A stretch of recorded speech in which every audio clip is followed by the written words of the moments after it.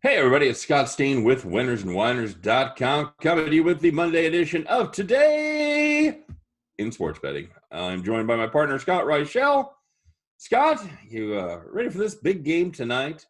It's a big game for, I know one of these teams, I guess both, because the NFC East is terrible. But, yeah, you didn't enjoy that NFC East Sunday night game last night?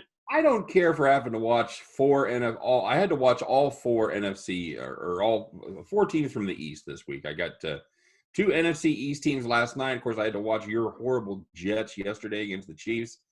And now I've got one more team from the East. You know, I hate both these divisions. I hate the AFC East. I hate the NFC East. They got nothing for me. So I'll tell you what, though. Am I nuts for thinking Miami has a shot to win the division? no, you're not. This Bills team does not. I know they beat the Patriots barely. Congratulations, Patriots had no receivers. You still needed a miracle fumble in the last minute of the game in order to avoid overtime. Yeah. Miami's good.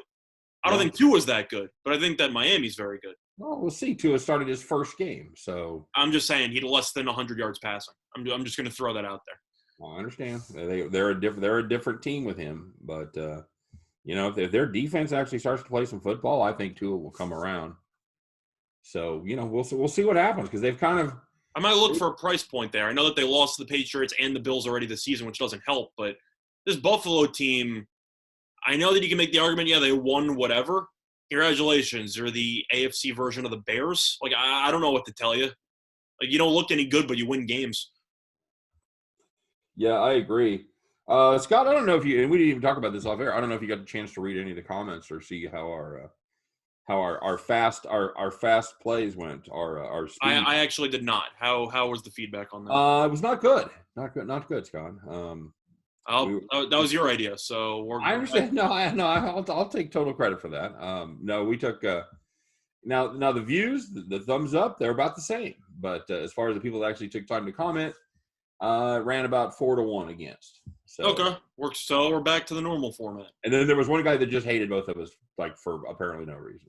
Fair enough. So we knew nothing about sports betting. The old guy and the young kid, I think is what he said. Okay. So. I'm flattered I'm still being called young, so you know there could be a bright spot in that. Well, you definitely came off better than he did, so than I did in this one. So, but other than that, other than just stopping everything to make him happy, I think we'll go back to the old format because they'd like to see a little more in-depth breakdown. And you know, it's on you guys to fast forward through this stuff you don't want to see. Then, so I'm just saying, we gave it a shot. We appreciate everybody giving us your feedback, and I guess it's hard to stop us from talking excessively. It really is. So we'll see. Well, we gave it a shot. Happens, but you know, same old, I guess. Absolutely. Well, you know, the Bears started Trubisky this season too, so we all make mistakes. Mm-hmm. So, just to break down the next couple of days, Scott, I guess you and I have decided to do a 2-day preview of Wednesday night's Maction preview, right?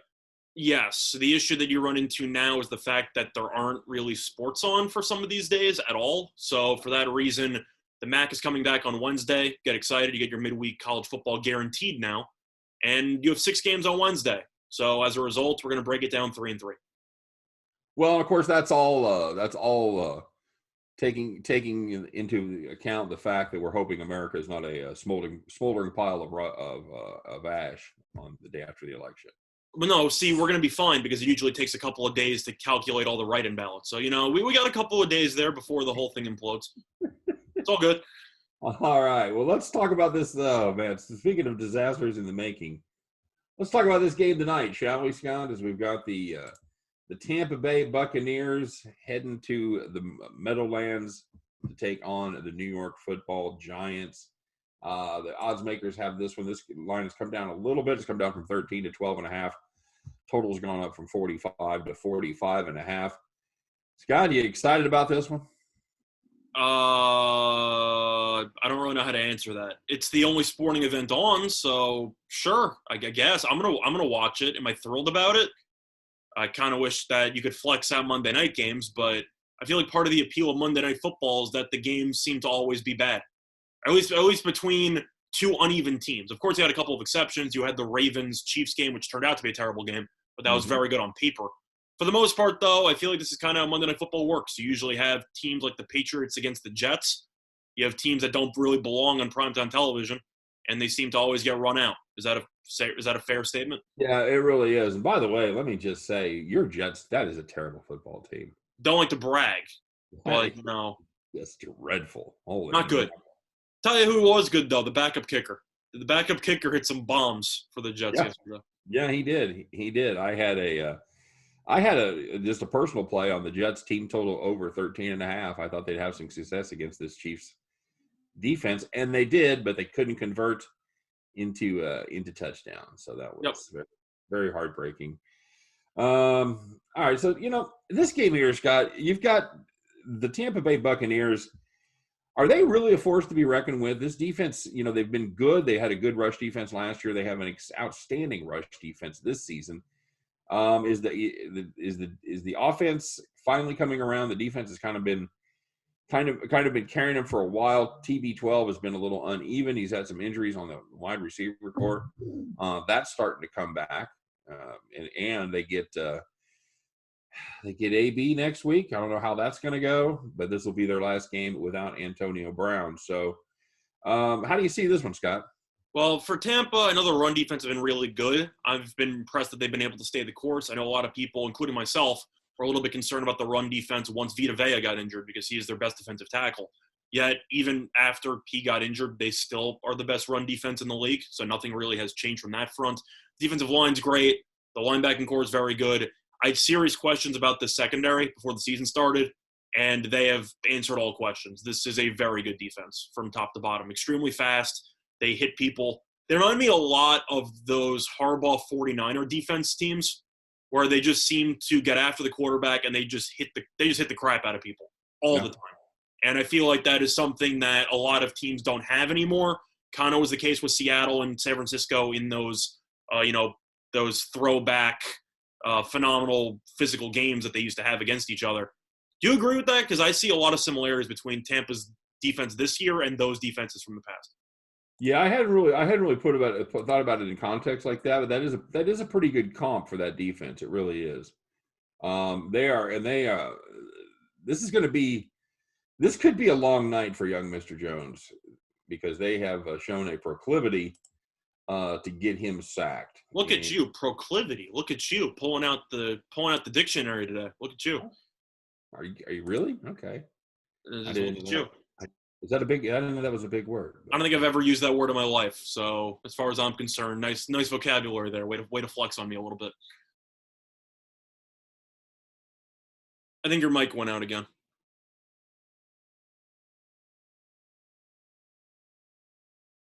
Oh, well, anyway, so while he's fixing his mic, Tampa's defense definitely been stepping up, especially against the Giants' offensive line now, which has been an absolute disaster so far this season. It's amazing how the Giants, especially Dave Gettleman, the GM, has fourth pick in the draft, can choose any offensive lineman that he wants.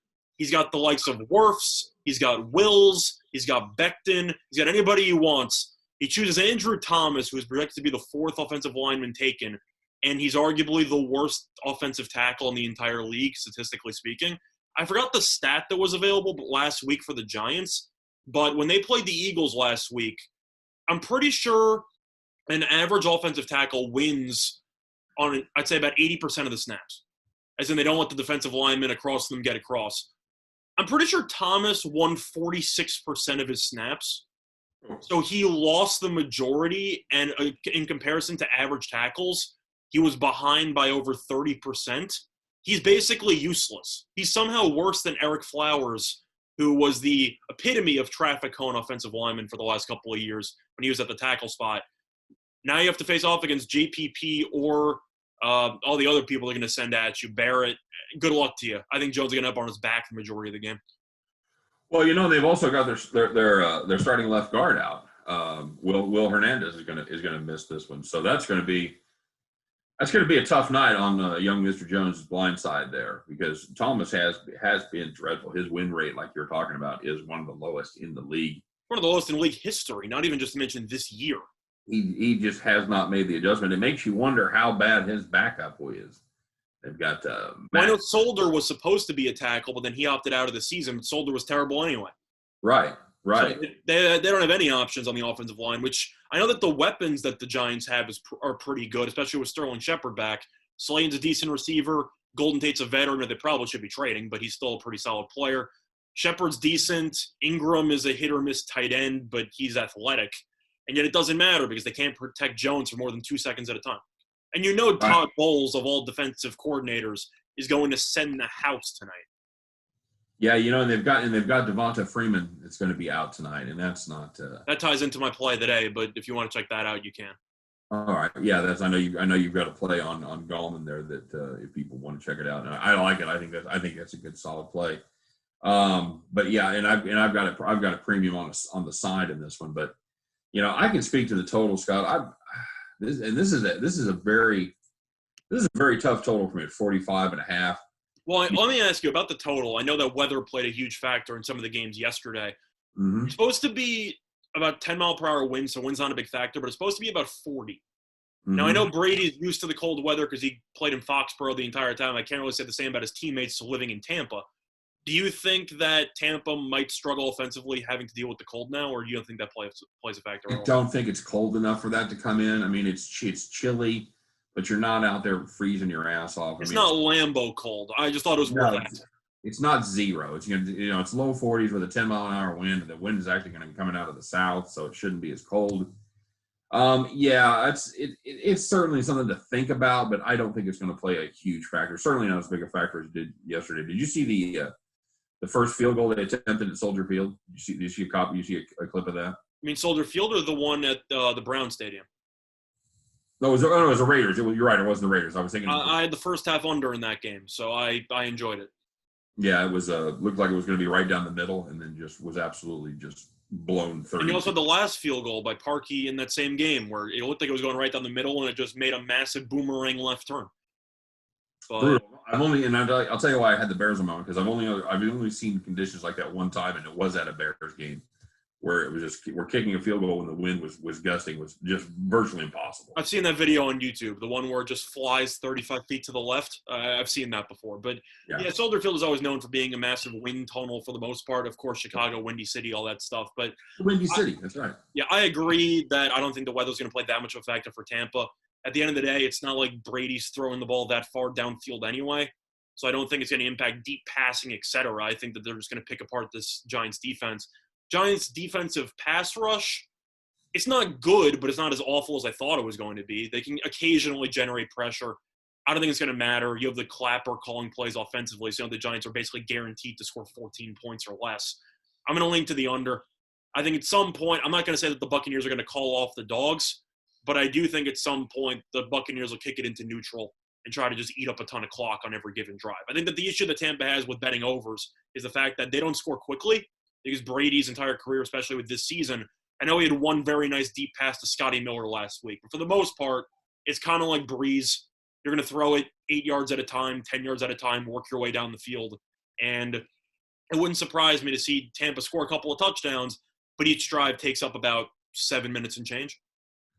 I'm gonna go the other way, Scott, with a light fade, and it's a circumstantial thing. I don't think that the Giants are going to be able to run the ball effectively at all. This is a Tampa Bay rush defense. Like we talked about at the top of the show, they were great last year. They're great this year. A lot of people thought last year they had good rushing stats because they were able to throw the ball on so successfully. And a lot of times you'll see that. But what you really want to look at, and what I always want to look at, is yards per carry. And the yards per carry is they're first in the league in yards per game. They're first in the league in yards per carry, just like they were last year. I don't think that with especially having to rely on Gallman now is going to be your first string back. I don't think the Giants are going to have any success. They're going to have no choice at all but to throw the ball. That means that Daniel Jones is going to be prone to turnovers. Certainly could be turnovers in his own end. I think there's going to be some junk points scored here in this one. I think as Tampa Bay calls off the dogs, I think the Giants may be able to strike for a few points on their own. I would give a small lean to the over. I don't love it. It's something I'm not going to be invested in personally. My play of the day is on a team total, and my premium pick is on the side in this one. So I'm gonna have a small lean at the over 45.5, just because I think they're going to be throwing the ball all night long. That's fair. I'm just going to lean to the under. I think that the Buccaneers probably win around 30-13 or so. It's just a matter of the Giants might throw it around the parking lot. Is it going to matter? Probably not. Of course, if you want to go for some sneaky value or something, you can look into either Giants team total under, in my opinion, which is around 19, I think. Which 16 and a half, Scott. My bad. Sorry, it was around 16. I think I saw 17 somewhere, so you might be able to pick up something. It might have been 17 yesterday because the total went up half a point. It went up from 45 to 45.5. So yeah, so maybe you can find 17. I think if you want to maybe go for an anytime touchdown score, Tampa defense. Maybe if you want to find sneaky value there.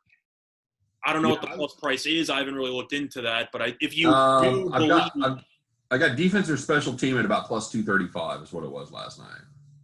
Okay, and that's for both teams, right? That's for both teams. So if you my book does not break it down individually. If you have a book that breaks it down individually by team, obviously you're going to catch much better odds. I don't know, probably somewhere in the neighborhood of plus 400, something like that. I know it's on FanDuel, so I can pull that up very quickly. But I do think that if you are going to be backing on the Giants tonight, if you're considering it, you have to factor in at least 2 turnovers from Daniel Jones because that's a guaranteed. He's as consistent as it comes when you have to keep in mind turnovers because he is a turnover machine. And I know that people have seen turnover machines in the past, Jameis, these type of guys, but Daniel Jones kind of blows it out of the water when it comes to turning the ball over.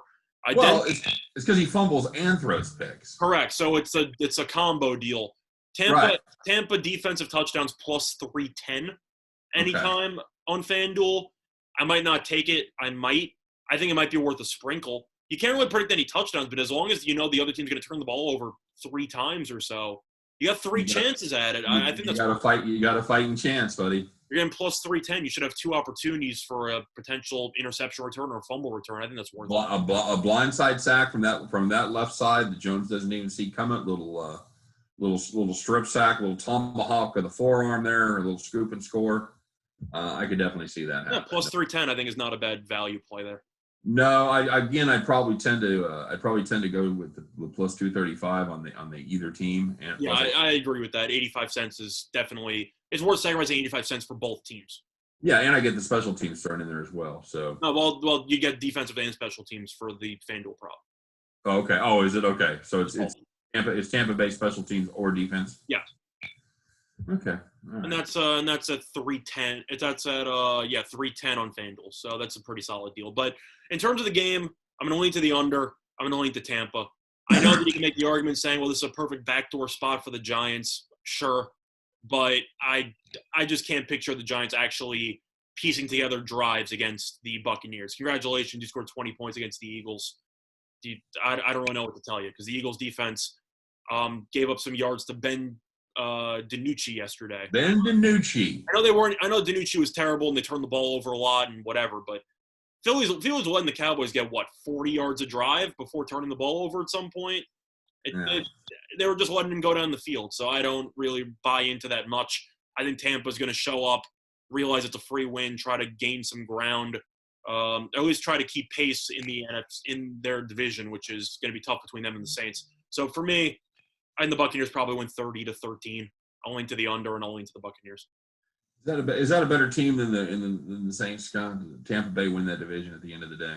Right now, I think they have to be the better team. I know that New Orleans was able to come from behind against Chicago, but something about the Saints, especially defensively, I just don't get it. They have so much talent on paper. I think Lattimore's a really good corner. You don't, but I think Lattimore's very good. He had a good game last night. Yeah, Cam Jordan, I know, is a good defensive lineman, but they invested a lot of draft capital in Davenport, who's never developed. The linebacking core is not very good. People expected the Saints defense to at least show signs of life, and especially now that Breeze still has issues throwing the ball deep. I know Michael Thomas isn't there, but I think Tampa's the much better team right now. I don't really know how you can argue that. No, it should be an interesting division to see how that plays out. It should. Both of those teams will make the playoffs. But Eagles in the East? The truth is, if you're looking at value, I kind of like Washington for value. It might sound crazy, but I kind of like Washington for value. They already beat Philly head-to-head. Philly's got, 6 games left against teams over 500? 5 or 6 games left. They have a brutal schedule down the stretch. Philly, their schedule is awful in terms of well, it's because they finished first last year, so they correct. So if you're looking, schedule. that's the issue, is that if you're looking at a team that's going to win the division at roughly 5 or 6 wins, and you want to say, well, the Eagles will win the division, I probably agree with you. But if you look at the schedule breakdown, I think there's some value on Washington. Yeah, because Washington gets to play that last place schedule. Yeah. So yeah, that should be a real dogfight between Chihuahuas there. Because Washington's not very good, at least they're consistent. You know what you're going to get week in, week out. I know that Philly won against the Giants and the Cowboys. I don't know what's up with Carson Wentz, but they got to figure something out. I know Kyle Allen's not good, but I think he's a decent game manager in a division where you're just watching everyone else trip over themselves. Is that fair? Yeah, I think so. Like, I don't think Kyle Allen – I know he lost the Giants game because he ended up having the fumble touchdown against them. I don't think he's the kind of guy who's going to lose you many games. And I think that is the, I guess, bright spot in having a below-average quarterback. As long as they don't turn the ball over, then sure. Right. Yeah. Right. But I don't know. That's my thought. All right, good enough. That is our thoughts on this Monday night madness here tonight between the Bucs and the Giants. Should be it should be a game, Scott. Yep, that's a good way to put it. Anytime the NFC East is involved, I feel like you can throw out the word good and just throw in the word game, and you're technically not wrong. Yeah, it's going to be the last NFL game until Thursday. So that's the best. There is. Was that Cowboys-Eagles game the worst game that you've seen in probably, I don't know, 3 years? Because that might have been the worst game I've seen in a long time. The game was awful. It was a bad game. That was really, really bad. And I've seen some really bad games with blowouts and stuff like that. That was just painful. It's weird. You go in thinking, this is probably going to be a shitty game, and it was. So, it somehow exceeded the expectations of terrible game. Yeah, I was actually watching. My main focus, I was binge watching some shows with my wife. I had this on where I could see it in my office, but I did not keep up. I was just trying to see how I did on my plays because I had my third premium pick was on this when I was on that game. It was that was my difference between going 2-1 and 3-0. So what do you have? The Eagles? You had the Eagles to cover. So once they got the scoop and score, the scoop and score was a bunch of nonsense. But that's a separate story because he was clearly down when they touched him. Not clear. It wasn't clearly down. That was the whole. I thought he had possession. That's all I'm going to say. I thought he had possession. But you don't know what was going on when his back was turned to us. I know. It seemed a little bit sketchy that they were on the ground. Then all of a sudden the ball just flies out when they're all on the ground. I don't know. Whatever. Congrats on the win. That sounds like somebody had the Cowboys. No. Do you think I would back the Cowboys? What are you, nuts? I know that's your team, right? Yeah, but at least I'm willing to acknowledge this team's terrible. This team's awful. Ben DiNucci, I don't know if he'd be good enough in the CFL. Like, he does not belong on an NFL roster. Well, he's a 7th-round pick that's a rookie. So I don't give a damn. Normally those guys aren't starting. I don't give a damn. Whoever's the best CFL quarterback should be in the NFL in comparison to Ben DiNucci. That's all I'm going to say. All right. Well, I'm not quite ready to write young Mr. DiNucci off quite so fast. I am, but that's just me. I will say I'm not impressed. I'm not ready to put him in the Hall of Fame after one game. But yeah, I think DiNucci's worse than Blaine Gabbert. I'll phrase it that way. Well, that's true. I would go along with that. Although I think Blaine Gabbert came out a year too early. I said it at the time. He was a Missouri quarterback, and I didn't like him at Mizzou. I mean, he was fine, but first round pick, no. He's still a backup for Tampa. He played a little bit against Green Bay. He didn't look good, he did. Or whatever. Anyway, yeah. So that's that's a show. All right, good enough. That is indeed a show. By the way, Scott, Mizzou turned into quarterback U. Blaine Gabbert on an NFL roster, Chase Daniel on an NFL roster. Drew Lock. They're starting for the Broncos yesterday. Quarterback U, baby. Yeah, Kelly Bryant got lost in the shuffle, but yeah. Kelly Bryant did not make it. He was a Clemson quarterback. See, you don't claim him as one of Mizzou's own. No, and that's it. And then, by the way, that's totally off topic, and I know we need to go, but that's going to be a shame about